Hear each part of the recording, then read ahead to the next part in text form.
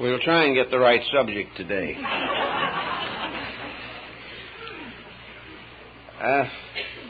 Raymond Lully, who was one of the great early alchemists, once pointed out that the great tragedy of the concept of alchemy was the transmutation of metals.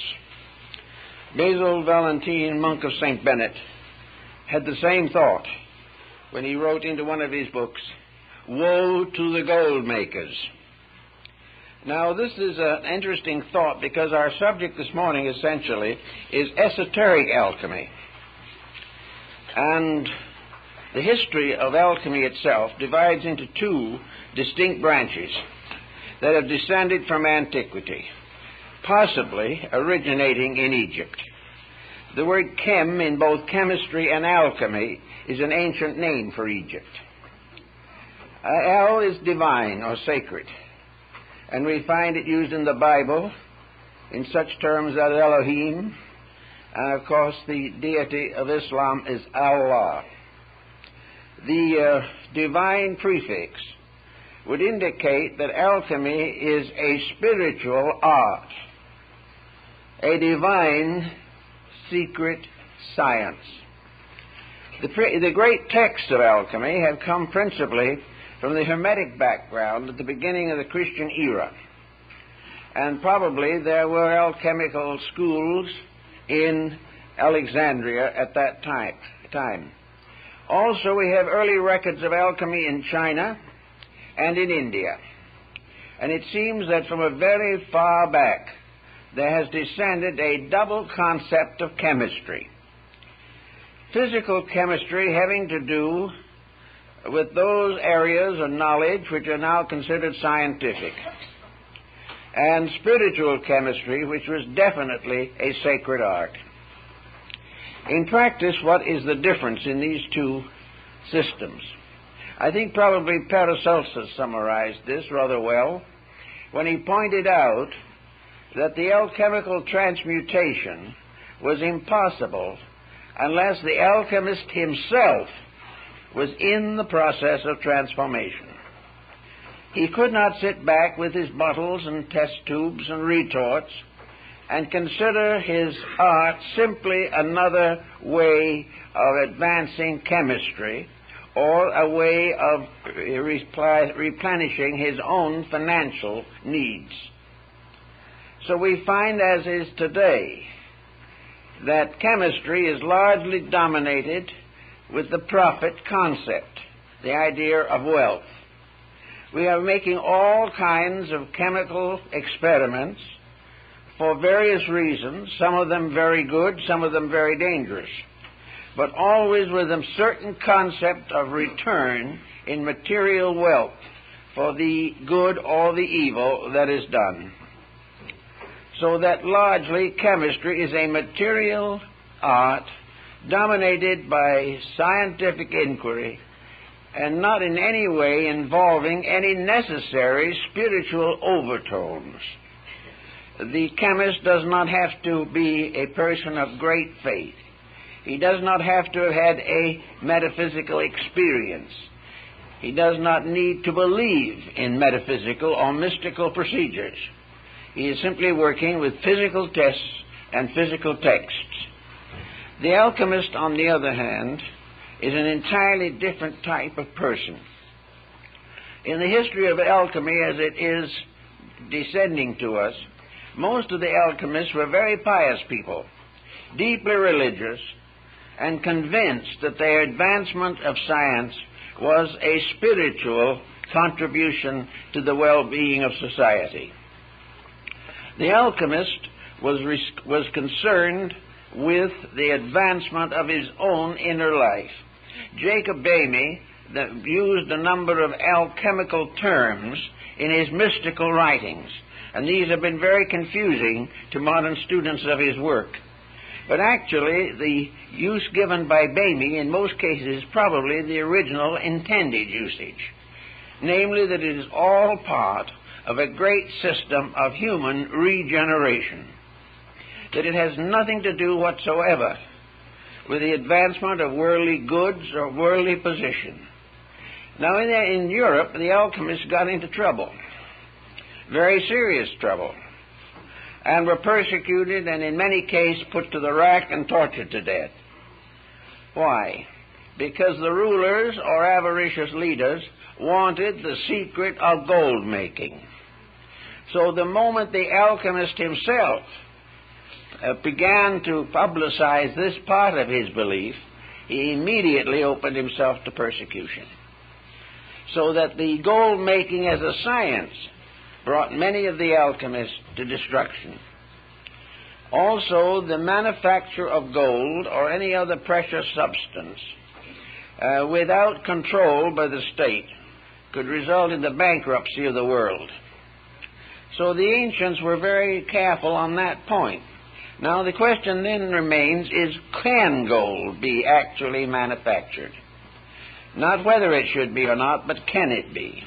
I think the answer has to be in the affirmative. It can be.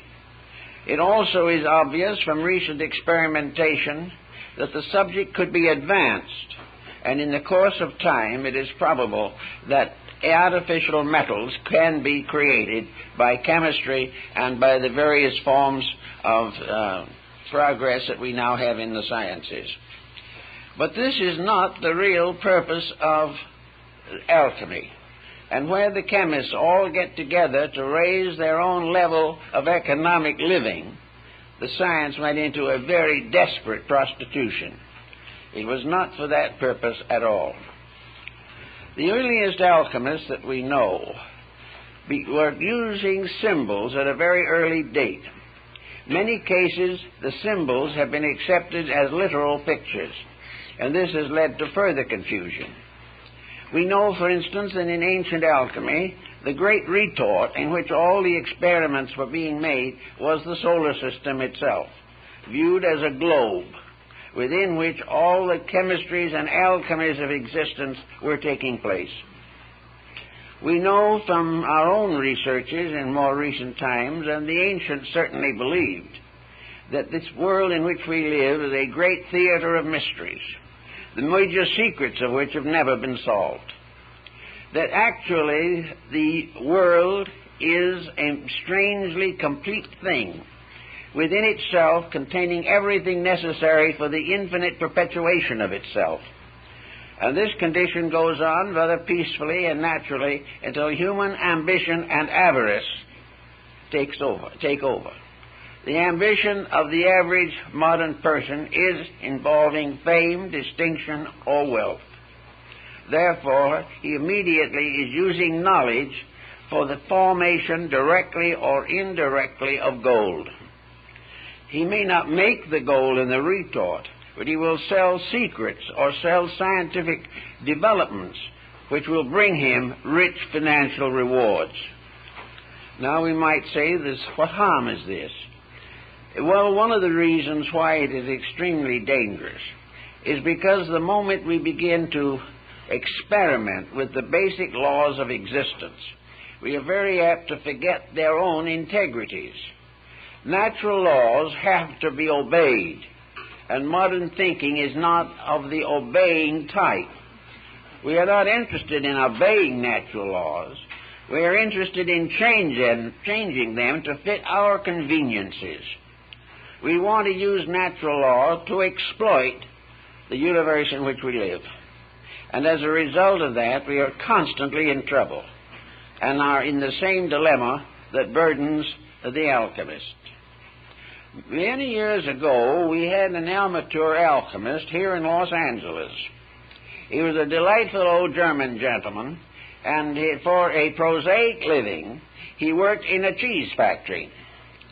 Now, he wasn't hoping to transform cheese into gold or anything of that nature, but he was experimenting on the side throughout most of his life, trying to work out these strange and mysterious formulas that had descended to him from the past.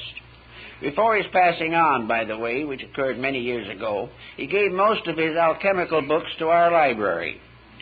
But he passed on definitely certain that there was an answer, but that he had not been able to live long enough to find it. Then we had another gentleman who was engaged in alchemical speculation. He followed every rule in the book that he could find, and of course soon found that every book had a different set of rules. This is always confusing and very frustrating. He went on and on and on, using every contrivance of physical knowledge. He bought a lot of apparatus and instruments. He followed hunches and hints, and he kept on going, and he was always on the verge of a great discovery, but it never happened. The one thing that he did not do, as I tried to point out to him on a number of occasions, he did not have a deep, abiding love of God, faith, or mankind. He was simply an intellectual, convinced that a science could be made to work. But what the science meant in terms of his own character never seemed to occur to him.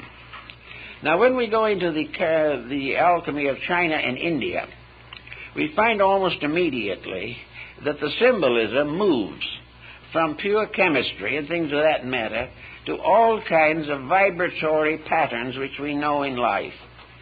Alchemy in China was tied in with music and the musical scale, the harmonics of life. The ancient Greeks of the Pythagorean period combined all their knowledge of cosmogony and the actual reformation of man into a great mathematical formula, which was never to be taken literally, but was to become almost like a mantra, a sacred statement, which if obeyed could produce tremendous results.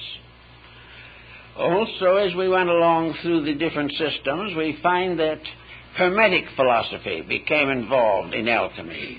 The Hermetists of Alexandria followed a mysterious being known to them as Hermes Trismegistus, Hermes the thrice greatest.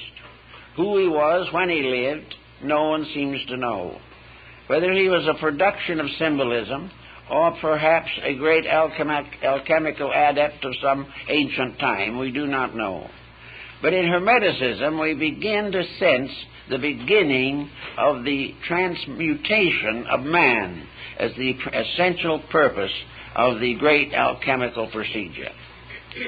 In Europe, of course, it was necessary to be more careful in the promulgation of some of these beliefs because of the bitter opposition of the clergy. The clergy sensed the fact that in some way alchemy was a religion, and they were therefore quite sure it had to be included among the heresies.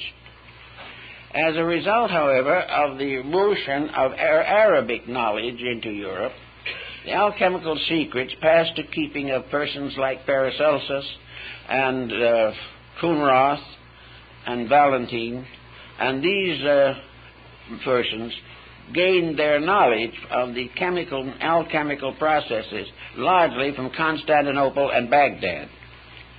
This, of course, meant still more, that it had to be held in secrecy against the persecutions and martyrdoms that were popular at that time in Europe. So we find alchemy in many parts of the world recognized probably for what it actually was, and that is a series of symbols intended to convey a major operation concerning the transmutation of man himself. Without this transmutation, none of the great good things that we dream of can come about. Therefore, the elixir of life, or the philosopher's stone, was that power by means of which all good things could come to pass, wherein all errors and forms of ignorance could be overcome, and where the human being himself would gain complete control of not only his own life, but the laws governing it. Therefore, we come to this particular thought that seems to be very much in the medieval alchemical tradition, and that is there any proof of transmutation? Do we have any actual evidence of things being completely altered? Has there ever been a scientist that could completely alter anything? He could modify it, yes. He could improve it to a degree. He could destroy it always. But the process of actual transformation of a thing from what it is to something totally different. This has been a question that has been of concern in alchemical researches for ages. The answer, of course, is extraordinarily simple. The answer lies in the human body itself. The process of digestion of food requires the transformation of elements. It requires an almost instantaneous adaptation of certain principles to special usages for which they were not originally intended. It is possible, therefore, for food which is taken in to in some way maintain a life principle which is not the food, which is not in the body otherwise, but it must be used to nourish the spiritual ends or principle in the human being. Therefore, the bread and butter and the cheese and milk keep alive something that is not any of them. Keep alive a thing which throughout life will continue to cause the heart to beat, which will continue to circulate the blood and nourish the functions of the human being until the end of life. Therefore, out of what goes into him comes out of him arts and sciences, poetry and music, philosophy and science, religion and economics. They all come out of someone, and that someone is nourished by the food, by the atmosphere around him, by water, and by the rays of the planets and the light of the sun and moon. Therefore, the wedding of the sun and moon in alchemy is very important. Not because we're going to have a wedding up in the sky of the two luminaries, but because we're going to have a union of the principles for which they stand inside of the human body itself. So we have the amazing recognition that one life flowing behind all forms and made available through nutrition to every living creature. We find, consequently, that from the harvests in the fields, that a world is nourished, and those who eat these harvests become proficient in many forms of activity. Now, this, in a sense, is a problem that we find in the Christian doctrine of the Eucharist. Here we have a problem of the divine blood. And in alchemy, this divine blood is the elixir of life. How this divine blood operates is not clear to many people. But in some mysterious way, universal life supports living things. And these living things may never be aware of the source of their own nutrition. And in a mechanistic era such as ours, they do not care about the source of their nutrition. All they want is to keep on going. Now, out of all this has come a new concept of nutrition also.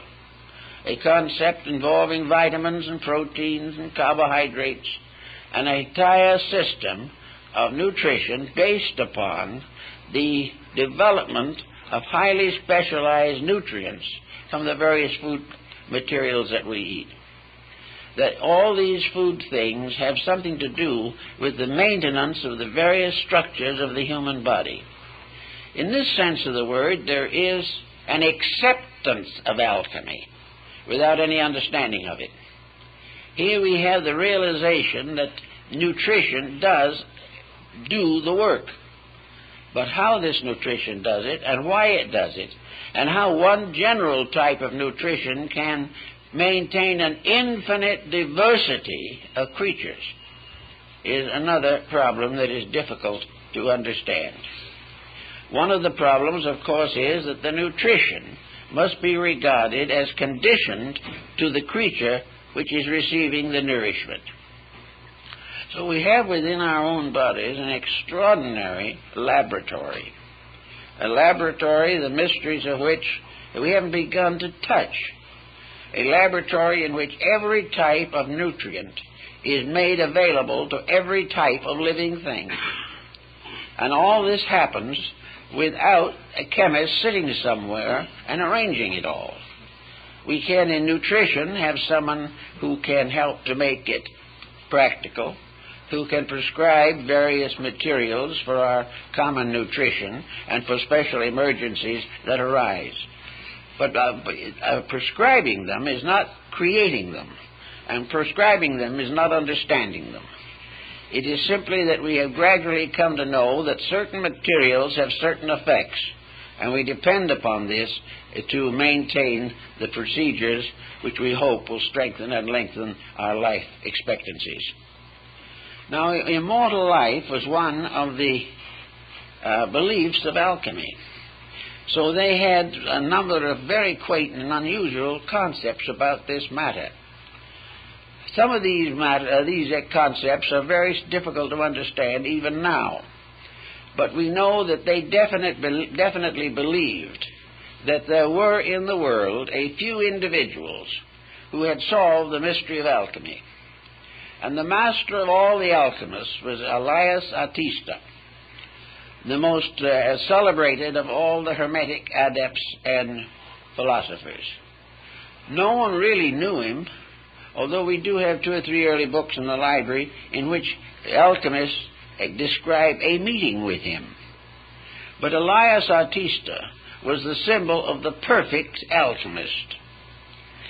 He had a number of disciples, however, who came very close to him in achieving the ends which he sought. And the powers of Elias were such that he would appear in laboratories where worthy persons had worked very hard for years and given them a hint or a little advice to advance their researches. Then he disappeared and was never seen by them again. He appeared in many nations and in many different appearances. He spoke many languages, but he is supposed to be an eternal person, living on and on, because there was nothing within himself to cause him to die. Death has to be the result of causes, and life expectancies are increasing constantly. But life expectancies to reach phenomenal extension of time are now either a phenomenon in themselves, or else they are the result of very serious scientific conditioning or constitutional ability to adapt nutrition over a longer period of time than is possible to most people. The alchemists also pointed out that the beginning of the alchemical experiment was, of course, to remove all friction from life. By friction we mean wear and tear. Now, what is wear and tear? Well, to most people, wear and tear is doing the things they have to do and have no particular interest in doing. Wear and tear is also the result of the lack of control of the mental, emotional, and physical activities of the individual. All of these activities use energy. A large part of the energy we use today we waste. We are not conserving it. We are not taking care of this mysterious vitality that comes to us. We are allowing it to be expended in all kinds of useless ways. Of course, we have to make physical adjustments for employment and things of this nature, but at the same time, it isn't the work necessarily that is the greatest cause of problem. It is the attitude toward the work. It is the lack of enthusiasm, the lack of recognition of significance of the things that we do that depresses. Then emotional relationships, out of hand, can become a terrible enemy to vitality. Worry, fear, anxiety, all of these use up part of this alchemical nutrition that is constantly being made within ourselves. If we waste it, we can no longer have it. If we use it unwisely, it is dissipated. And gradually, to keep on with the artificial attitudes that we have, we undermine the necessary functions of the body. So the alchemists, first of all, declared that the master of all arts was God. Deity was, in a sense, the extra-personal, perfect alchemist. because in deity all things continue according to the divine will. How this will operates, man does not know exactly. But he does recognize, if he is mystically inclined, that there is a tremendous background of eternal wisdom behind the things that happen in nature. And so deity becomes the perfect force behind generation and regeneration. The deity brings forth the seed, the plant, the flower, and the fruit. And then that seed becomes the next generation of the same. And in alchemy, these seeds are called the tears of God, because they are the weepings which produce life everywhere. The symbolism is strange and obscure, but we can gradually work some of it into a pattern if we try hard enough. We must begin with what the alchemist begins with, base metals. We must begin with things as they are here, visibly and inevitably. We cannot build our alchemical formulas from elements or substances not available to us. So the beginning of all things is to recognize that the first operation is a transmutation of physical factors, elements, and properties. In other words, purification. If it's mercury, it must be purified. If it is sulfur, it must be purified. If it is salt, it must be purified. And if it is man, he must be purified. Everything begins with the purification or the removal of the dross, which limits the value and limits the survival of elements, principles, and substances. So we start with the concept of a pure material with which to work. The alchemist is given various clues and keys on how to achieve this pure material. He might assemble it under certain aspects of planets. He might wait until the moon shines upon the water before he uses it in his test tubes. He may do all kinds of things. He must purify, first of all, by gathering his materials from pure sources, as much as he can. Most of the great experiments of Paracelsus and many others were possible because of the pure high atmosphere of the Alps. Here materials were uncontaminated. Here things grew to the fullness of themselves. And here in his day there was no smog or congestion. These pure materials, having been found, become the basic elements with which to work. Now, you may have to go out and work and look and search for a long time to find a pure material in workable condition, something that you can actually use. Now, the same problem applies to the person himself. The alchemist must first purify his own body and his own nature. Until the body is cleansed, its various processes cannot be refined, because actually all the purification in man, all the integration and organization of his abilities and capacities, all the improvement of his nature through learning, through meditation, through contemplation, all of these things lead up to, contribute to, and make possible a final internal illumination. The final secret has to come from inside. Therefore, everything has to be refined until the soul of itself is available. And in man it is his own soul. And until this is available, he labors in vain.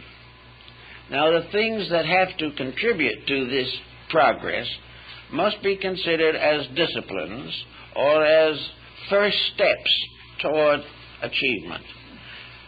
They represent, first of all, man's recognition of his responsibility to the life principle which exists in him and in which he exists. This principle is divine, sacred, and the most valuable and mysterious thing in the whole world.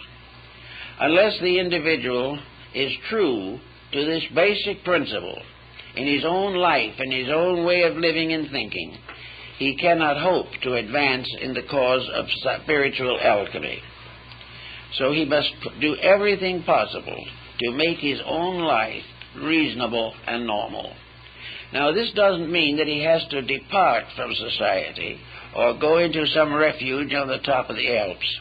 It means, however, that there must be an establishment of basic harmony within himself. Harmony is the proof of the compatibility of the elements. Harmony is the ability of different chemical elements to work together, and this is only possible when they are purified, for in their gross form they will never be compatible. Salt and sulfur in the form of the physical elements that we can buy in a store can never be compatible. Therefore, it is necessary to cleanse them both, refine them, and take out of them those elements or parts which are the cause of conflict. It is not the spirit of sulfur or the spirit of salt that is in trouble. It is the crystallization around it, by means of which it becomes in conflict with other similar crystallizations. This, we know, then, is what the ancients believed to be the creation of peace within the self. The alchemist must put his own house in order. He must begin by realizing that he is actually searching for something that is in its substance and essence completely sacred. For any other consideration is going to damage his probabilities of getting it. Now, the alchemical procedure that is most commonly known is relating to two distinct ends. One is the creation of the philosopher's stone, and the other is the brewing of the philosophical medicine, the elixir of life. So the stone in itself represents the body of wisdom purified, and the universal medicine represents the soul. The medicine of immortality must be derived from things that have a birth and death within themselves. In other words, the nutrition that is given off may cause the primitive element to be lost, but its power goes on. It does not die. It simply reincarnates on a higher level. For when we take into ourselves basic elements, they are reborn in us, and therefore pass through a process of evolution as they are used by the human being to maintain the economy of life. So in the beginning, the alchemist must find a quiet place to work. He must have his little laboratory. Well, laboratory in his day was a furnace, a fireplace, a bunch of bottles, and a few old books to guide his way. But to us, the laboratory is actually a body so free from interference and confusion that he can retire into it when he so wills. In other words, the laboratory is his own internal, not his eternal, but his internal. It is that part of himself which is always capable of being reduced to a harmonious situation. The personal life must be basically harmonious. Now, a lot of people feel that this is not possible, that there is no answer to all these grievances and griefs that beset us and affect us. But the alchemist says, you're after the most valuable thing in the world. And if you're hoping to get it, you must earn it. You must make adjustments that will never be required of anyone except for this purpose. So to create a quiet place within the self for the contemplation of the symbols of regeneration, this is very vital. It does not mean, however, that the person has to become a constant celled monk or mysterious acolyte. He does not have to retire from life. He simply has to retire from confusion. He has to reject the idea of confusion within himself. The acceptance of confusion is a form of ignorance. It is not real, but we all are subject to it. But confusion also means waste of energy, waste of time, depletion, and inability in that state to contact a deeper and higher part of ourselves. This we find in our Oriental philosophies in the series of Yoga and Vedanta. Here we find the mystery of the chakras, and the chakras are the seven seals of Revelation, and the seven seals of Revelation are actually the seven sacred metals of the alchemical transmutation. It's all part of one thing. But if the Orientalist wishes to practice yoga, it is very important for him to first of all recognize that he is not practicing it in order to gain power to dominate somebody else. He is not practicing it in order to free himself from the responsibilities of living. He is practicing it because it is a way ordained by deity, by means of which the wanderer returns home to the spiritual homeland from which he came. It is a part of a journey, and the journey up through the chakras and up through the Sushumna Nadi are all journeys toward reality, toward the self, toward the infinite, which we are all seeking to understand. So in alchemy, the quietude is the same as that recommended for yoga, to find a quiet place. Now, in Tibet, there used to be an old monastery where they had a very nice idea of how to train an acolyte in quietude. They had him sit under the temple bell and rang it all the time, until most people would have gone completely crazy.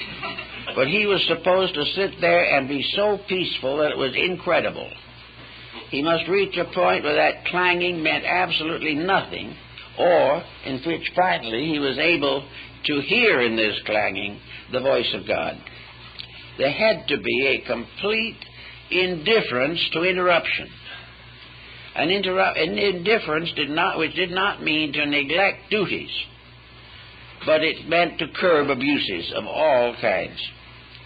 So the alchemist also had to learn to achieve an absolute quietude that was not negative.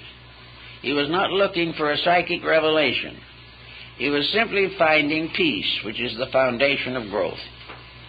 After a certain length of time in this allotted labor, he was able to quiet his nature, to release from it certain basic powers already available to him, because he also has within himself the seven seals of revelation in the forms of the vital organs, the various ductless glands, the various systems of the body, the composition of the blood, and the seven orifices of the heart.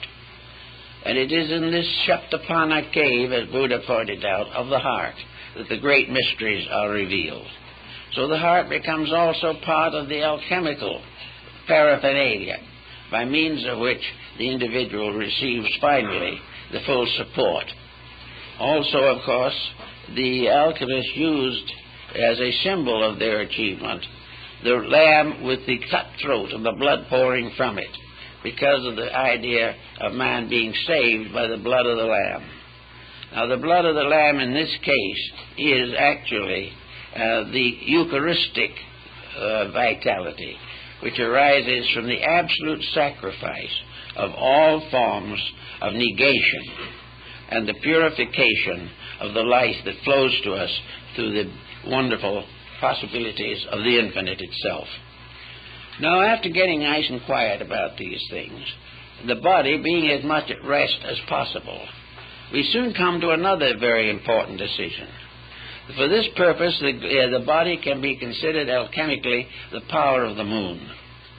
And this body being subject to all kinds of digestive and assimilative processes, the lunar energies work for the maintenance constantly of the peace of the flesh. And the individual has to cooperate consciously with this process if he wishes to proceed further. Now, having gotten a little bit of control of the body, we make usually a very disheartening discovery, at least for the beginning. And that is, essentially speaking, the body, which is the earth of the alchemical experiment, didn't really do us very much harm in the first place. It wasn't the flesh, but the dweller in the flesh that was giving trouble, nearly always. The flesh was not, it was the victim. The flesh was being scourged daily. It was being constantly beaten like some faithful animal by the ambitious, self-centered driver. So the next thing was to find out what this driving force was. And as soon as we do that, we begin to get into the fire principle, which is emotion. Now, emotion is life. The energy behind emotion is magnificent. It's divine. But the use we put to it is miserable in most cases. Emotion is when we get mad, angry, jealous, our ambitions run wild, we don't like people, we don't like things, we can't stand the daily problems of life, and we become beautifully and systematically neurotic. So with all these disagreements within ourselves, our emotions are constantly battling us. If the moment we sit down somewhere, a negative thought floats in, another idea comes along, and always there is this temptation, if I'm going to work this hard, what am I going to get for it? And this is one of the major temptations. Those working truly for the good of the great alchemical mystery are not concerned about what they are going to get for it. They are concerned only with the fact that it is the spiritual and moral necessity of their lives, that it is that for which they were intended in the first place. And the only thing they're going to get for it is release from the absence of it, release from the pain and misery of trying to live without it. So the emotional factor, which beats the body, which uses up a very large part of the energy which the body is able to manufacture, is a constant wasting of life. It is a wasting of the divine power. It is actually the body being perverted and being mismanaged simply because we want to do what we want to do. Now, behind this little mystery and this little problem lies thousands of years of tradition. We have always supposed that when we were unpleasant, we had a right to be. We also believed that when we wanted to think something nasty about a person, it was our privilege. Or if we wanted to be angry and go into warfare, that was also a right that was inalienable. So out of emotional excess on the personal level are all the temper fits and poutings and psychoses that we most dread. And on the larger world field of the great alchemical retort, this misuse of emotional energy is war, crime, and all the difficulties that we most fear.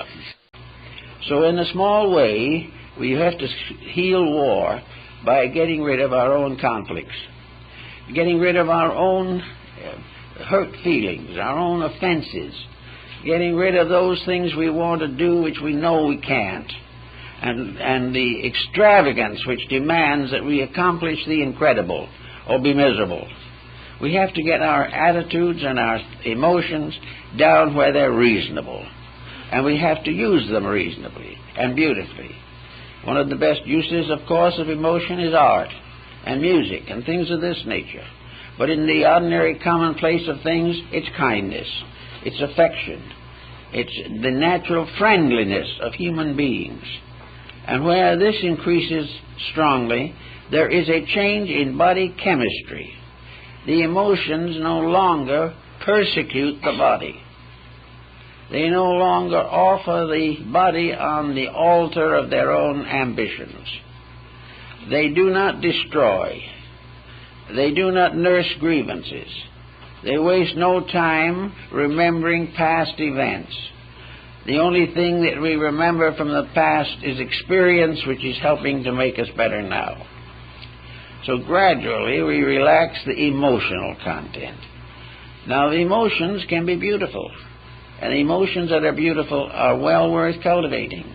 But here again, they must be sincere, they must be real, they must be naturally within a pattern of normalcy. Even the best emotion gets into trouble if it becomes hysteria. Then we have to pass on to the next level of this complicated pattern, and that is the mind level. As the emotions sit around making trouble for the body, the mind arrogantly stands up and makes trouble for both. It is a detriment to the emotions, and it is a further detriment to the body. The mind sets the body in great habits, and these habits are mostly unreasonable. The mind is the final basis of career. It is that which we learn to do well so that we can get rich doing it. The mind is planning forever to make a millionaire out of the body. And the body, being unable to stand all that pressure, probably drops dead after the first 10 or 20 million. This is the problem of the mind also, argues and debates. It's the mind that's up to neck in politics, regardless of whether any of the candidates are worth voting for. The mind is the basis of telling other people how to live when we don't know how ourselves. And the mind is that which comes to the conclusion that the more we accumulate, the happier we are, when every day this is proven to be an absolute falsehood. So all these problems, the mind has got to be brought down to what it was intended to be, a sort of psychological bookkeeper. The mind is not the master of life, although we have allowed it to become such. The mind is simply a very useful secretary, able to keep the ledgers balanced, and now we're giving in all the minds courses in computerization. But it's going to be a long time before we use these computers to find out what's wrong with ourselves. And we may sometime. It may be someday that we will have to fight it out with the computers, because they may be more right than we are. In any event, however, the mind is a constant cause of agitation. Its ambitions and appetites know no bounds. And very often it forms a very difficult and unfortunate partnership with the emotions. When the emotions justify an attitude, there is definitely a bad situation. When the emotions fire the mind, that's one problem. When the mind rationalizes the emotions, that can be another. In all these problems, the only answer is gradually to recognize the ascent of the being through these conditions. These are the stories that we have in the great system of the ancient mysteries. The rites of Elysus and Dionysus, the rites of Horus and Isis, the rites of Buddha in India, China, and Japan, were always arranged in 3 basic steps. And these 3 basic steps represent the 3 great levels of the personality, that part of ourselves which we have some inkling of, but have very little understanding. They have also become the basic Blue Lodge degrees of Freemasonry, and many other fraternal orders have the same trichotomy of rituals and symbols. So the 3 together constitute what might be termed the visible or tangible temples. In the body, these 3 powers are the grand masters of life. They are the ones upon which nearly everyone depends for survival, for continuance, for the fulfillment of purposes. If we can't solve it physically, try to solve it emotionally. If that fails, try to explain it or rationalize it mentally. Then if all of these things fail, we're at a kind of a wit's end. Sometimes we simply drop back and they say there is no answer, and return to the more familiar things. And those of a more idealistic nature look upward and see above these 3 steps something else, perhaps God. That's something they still have to transcend more than they have realized was necessary. But for our personality and for the experiments of salt, sulfur, and mercury, we have the 3-fold body and the auric or magnetic field in which it functions. Now, the magnetic field is a very curious thing, because it is also a mass of chemical factors. The magnetic field is a constantly changing compound of interactive energies. The magnetic field is like a bottle that is being violently shaken after a whole group of materials have been put into it. Now, when we look at the situation symbolically, the magnetic field is a bottle. And it is the bottle that contains the three parts of our own lower nature, each one of which has a magnetic overtone. And when we begin to realize this, we begin to see that we have interactions here as well as in the body. In fact, we have to explain, for instance, why a temper fit will cause a headache, or why indigestion will result in serious emotional complexes. The answer is simple. They don't do it that way. The troubles arise in the difficulties in the auric or magnetic field due to intemperances of attitudes. If an individual is angry, the magnetic field blazes up and really practically burns out most of the other values, for the moment at least. If the individual is depressed, the magnetic field fades down to a shadow. If an individual is in the presence of contagion and is healthy, the magnetic field can protect him from infection. If, however, he is depleted and goes into the presence of it, he may catch the ailment. So the magnetic field, in constant motion, emotion forms, thought forms, and bodily essences make up this particular area. And if there is any deceit, any falseness in the personality, it will show in the magnetic field, although the individual may try to talk himself out of the problem itself.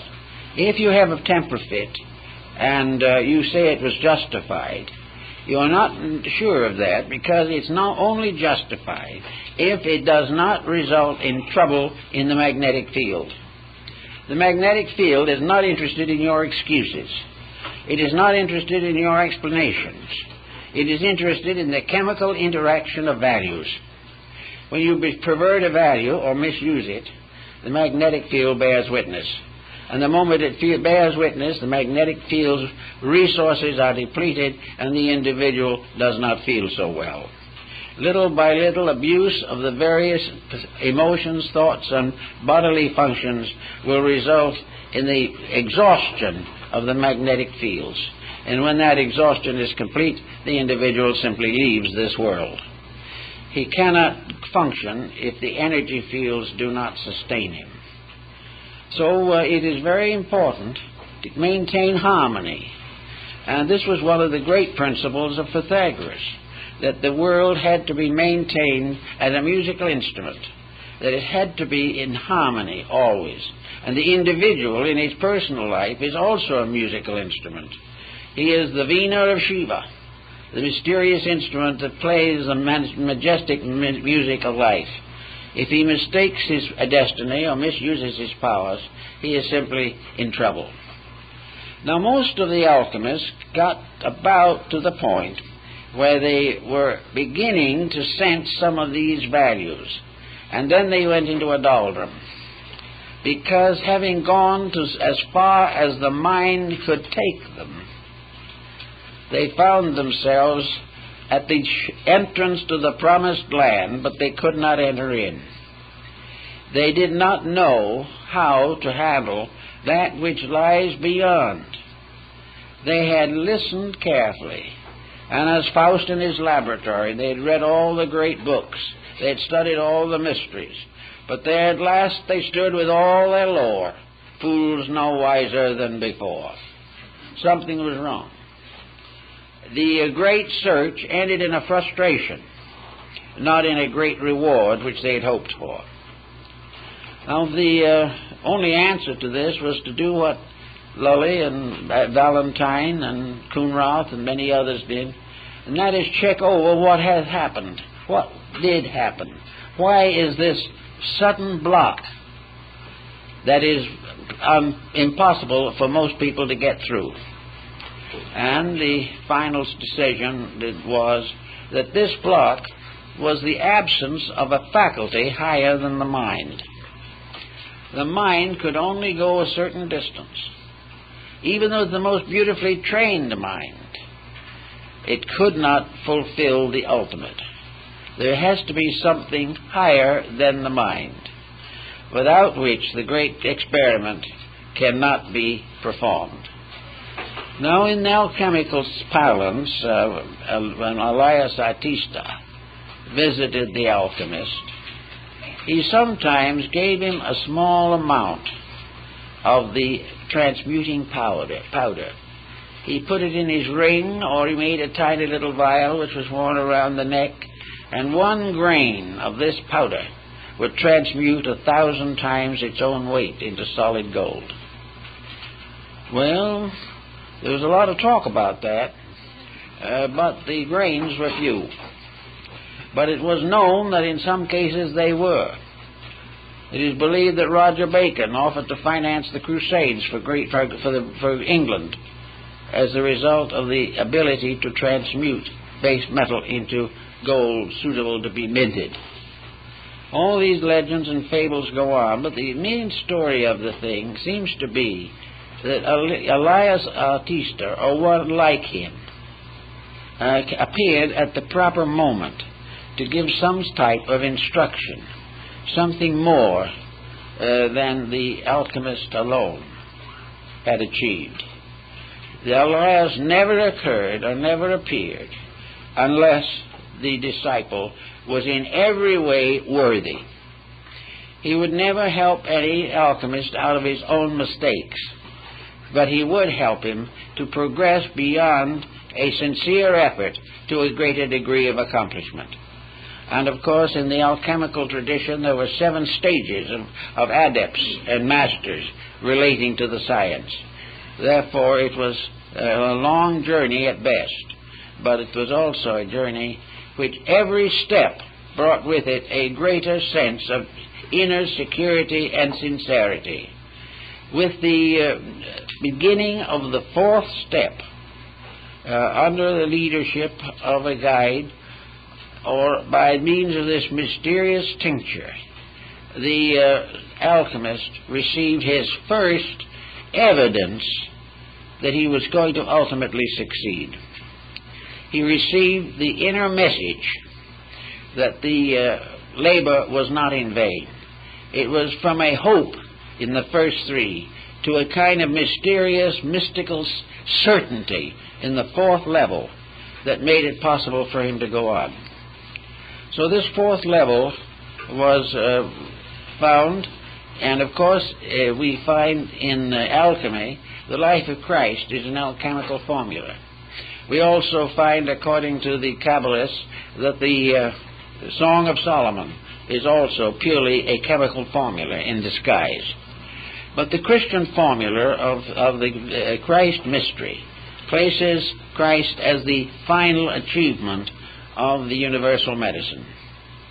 And in the alchemical symbols, figures of Christ, also of other saints, appear in the bottles to indicate that this was the intention of the story, although most people didn't realize that fact. So in the 4th step, we come to the next thing, and that is the beginning of an integrated mystical experience. In other words, the 4th step was the awareness of the soul. It was what in Indian philosophy is the Buddhic state. It is the state of the individual suddenly becoming rational inside himself, achieving a sense of reality superior to thought, and also becoming for the first time capable of directing his own efforts by the very divine power within him which he was seeking to release into manifestation. So in the ancient Hermetic mysteries, the soul was the symbol of the Elias Artista, the adept. It was the one power in man capable of becoming the internal instructor, capable of becoming the source of inner enlightenment that cannot fail. Now, in the system of the alchemy, the cultivation of this soul power is perhaps most clearly defined in the writings of Böhme, the German theologian, mystical shoemaker, who was one of the greatest mystics of the Protestant world. Böhme was the one who finally realized that within himself was the adept. The adept was not somebody wandering around outside. The adept was the adept self, more or less of the same spirit of leadership that we find in the psychology of Carl Jung, where the teacher, the inner teacher, becomes the symbol of the master alchemist. In this particular phase of the subject, light begins to shine from within. Light begins to clarify things. The eye begins to see through the blind spot in its center. The world becomes more and more translucent. The elements become more and more understandable. And instead of seeing nothing but bodies, the intuitive mind gradually learns to see nothing but qualities. And the intuitional mystical experience is one in which the individual, looking at things, sees them as they are, and not as he has thought them to be. He sees the rock and the stone and the star, not as he does with mortal eyes, but from an inner vision which projects a higher level of sight. In other words, to make it a little clearer, all things that exist have not only the visible forms of their existence, but the invisible forms. Each rock and pebble, each twig and flower is not only a physical thing, but a metaphysical thing. With the mind, emotions, and bodies, we see the physical thing, we pick them up, and we make a bouquet of flowers. With the psychic power of the soul, we see the psychic bodies of these things. We see the magnetic fields of them. We become aware of their degree of growth in the development of their potential. We also become able to watch clearly the result of combining them. We see the compatibilities and incompatibilities. We see the elements that work together and the works that cannot be reconciled. So little by little, as we work with the soul eye, we become aware of the universal soul. For the first time, we are capable of seeing the quality of life. This is well noted in some of the early visions of the Platonic writers and many other mystics who were able to behold the invisible shapes of things, and in seeing their shapes beholds their natures. For while the physical body cannot change greatly, the psychic centers within the body are in constant motion and constant agitation. It is also then possible for the alchemist to discover something that perhaps he has never fully realized before. He may have believed it, but believing and knowing are two different things. He knows, for example, that no matter where he turns, or what he looks toward, or what he examines, there is nothing in the entire universe that is not alive. Even the grain of sand is a living mystery. Everything is alive. And in the great aliveness of things, the magnetic fields of all these different forms gather in the magnetic atmosphere of the universe. It is a very great and important subject for careful study. But in any event, with the beginning of this dimension of value, the alchemist begins to discover how to accomplish the mutations which are necessary to his art. He knows the principle of sublimation. He knows the cycles of recapitulation that have to be used, because gradually he sees that alchemy is only a symbolic representation of the entire process of universal activity. Everything is part of the same great pattern, and this pattern unfolds as we become capable of understanding it. The pattern is never more nor less, but our relation to it is forever changing as a result of personal growth. A disillusionment or a frustration, these leave scars in this great pattern. but in the course of things we go on in any event to that which is necessary to us. As the result of the development of the soul cycle factor, we are reminded of Nicolas Flamel, a Scrivener in France, who became an alchemical adept. He and his wife Pernilla both worked together and finally accomplished the projection. Then what did the good man do? Flamel simply took all that he had made, with all of his arts and all of his struggles, and dedicated it to the building of churches and the service of the poor. And in the Yard of the Innocents in Paris, his Church of the Innocents stood for centuries, but was finally destroyed during the Revolution. When I was in Paris last time, I tried to find where the church had been. I finally found the Square of the Innocents, now a little park, but no building. And in the yard of the Musée Clément in Paris are stones from the ancient church. This church was ornamented on the outside with the hieroglyphics of the achievement of the great work. But the whole process was based upon the simple fact that Flamel had dedicated everything that he learned, every advancement in knowledge, simply to the relief of suffering. He had no intentions of profiting by it himself. This is probably why he was one of the greatest of the European adepts, and why after he was supposed to have died, he simply retired into the Near East, where he was seen centuries later. But in any event, when you get to this level, you begin to work with the chemistry and alchemy of life. It is no longer little materials in bottles. It is vast concepts experienced within the unfolding massiveness of human projection. Little by little, the entire mystery goes on until finally the individual, from an intuitive procedure, forms a reunion with the divine part of himself. And having made this union with the divine part of himself, he then goes on to the further steps of the great transmutations. He finds himself gradually lifted up into the hierarchies of life, but never, however, for personal gain, never for glory, never for wealth, and never to escape pain. These things are processes of growth, and the pains and sufferings that we have are the impairments which by our own policies we know no better. It is not a fault.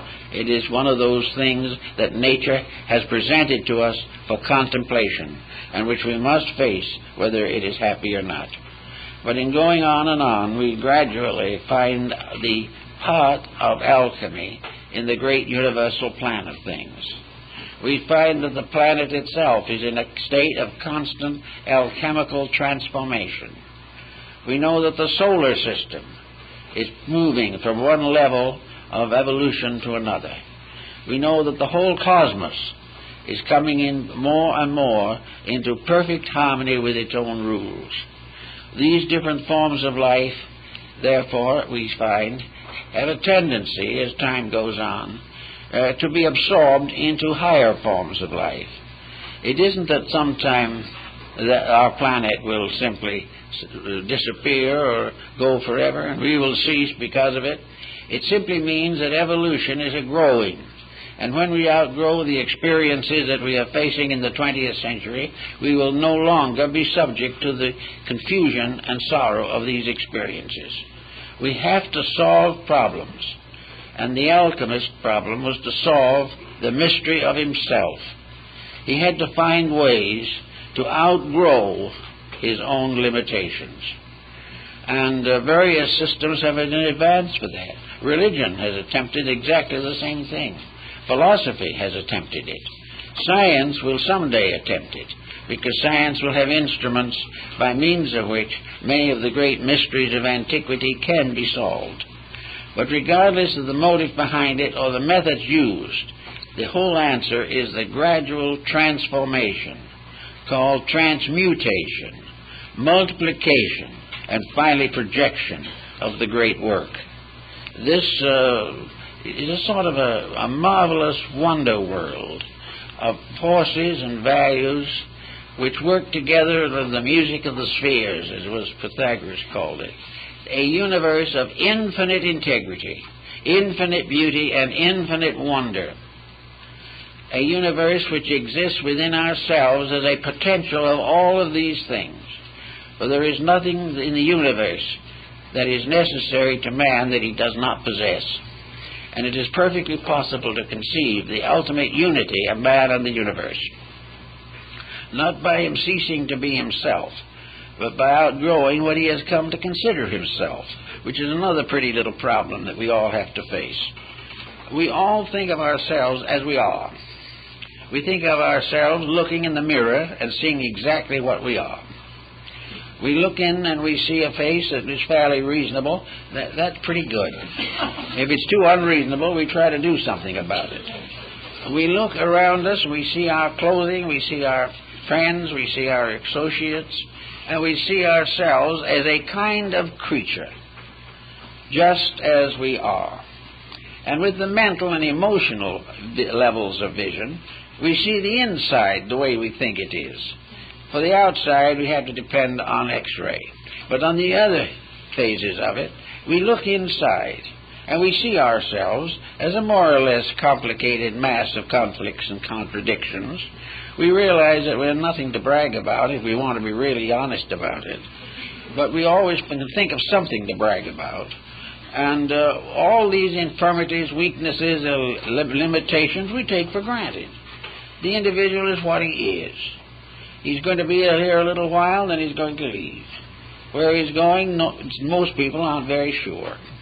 But in any event, we take this selfness as it is to be ourselves.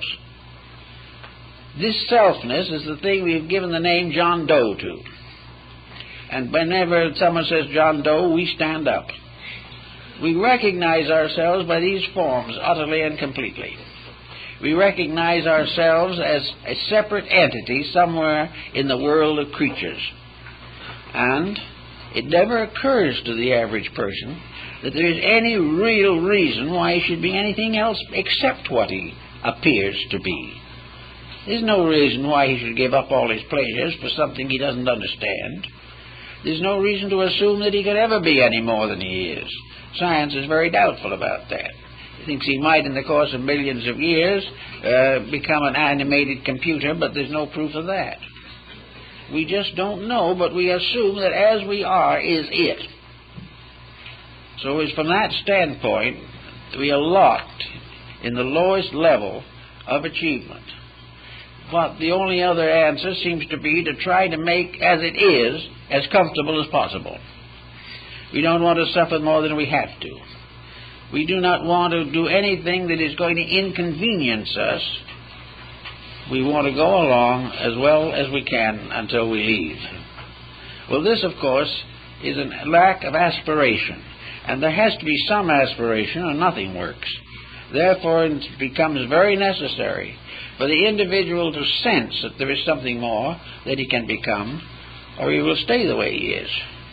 No amount of education can get him out of it, because education can only help the mind, but the mind cannot get at the fact. So out of growth, out of friendship, kindness, experience particularly, we have to gradually release the soul power, the over-self of Emerson. We have to release this inner superiority and give the best of ourselves immediately the rulership over the rest of ourselves. Plato said that in the philosophic empire, the wisest lead, and those not so wise are still wise enough to follow honorably.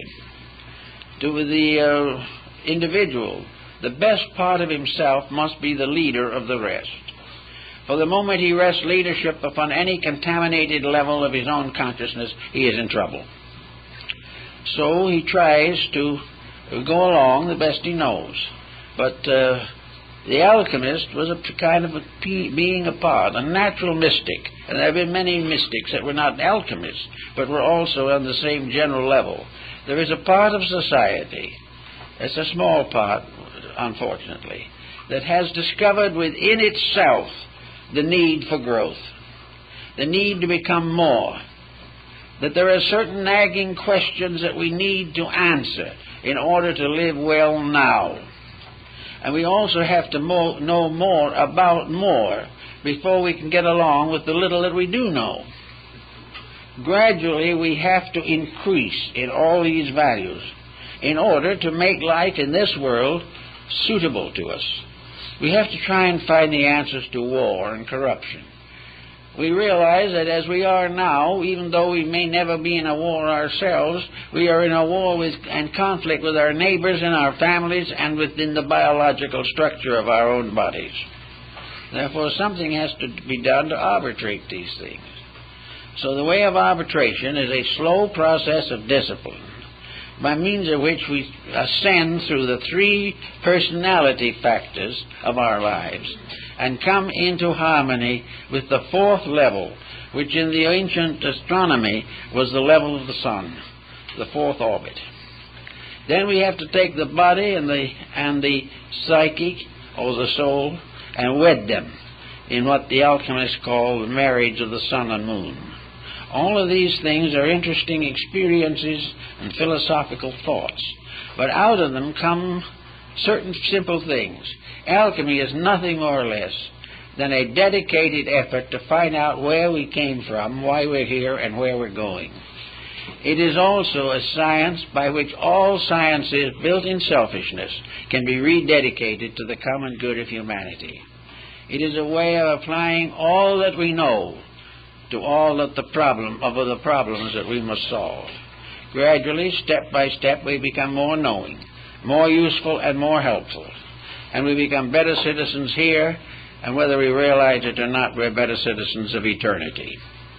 So the alchemical symbolism is a lovely metaphysics. It is a gracious and beautiful approach to one of the great problems of daily existence. And every individual in his own personal life can be an alchemist. He can be a worker with the divine chemistries of living. He can work with the chemistry of adjustments with society. He can work in disciplining his own nature. He can develop integrities and kindliness and gradually transmute his life from a self-centered effort to succeed into a soul-centered effort to serve the great cause of life. As these changes take place within himself, he will find that he is gradually being transmuted. He is being changed from a mortal creature to a divine being, which was always there, always within him, but which was locked by the limitations of what we might term natal ignorance, the ignorance of a life growing up that has to grow to know, has to develop its own potentials in order to be able to learn, and which, one way or another, by the problems of life, will ultimately be impelled to dedicate itself to the search for that which it needs to know. If we put all these things together and work them out, we will be, I think, good alchemists, good mystics, good Christians, and good followers of the great ethical principles of the world. I'll thank you very much.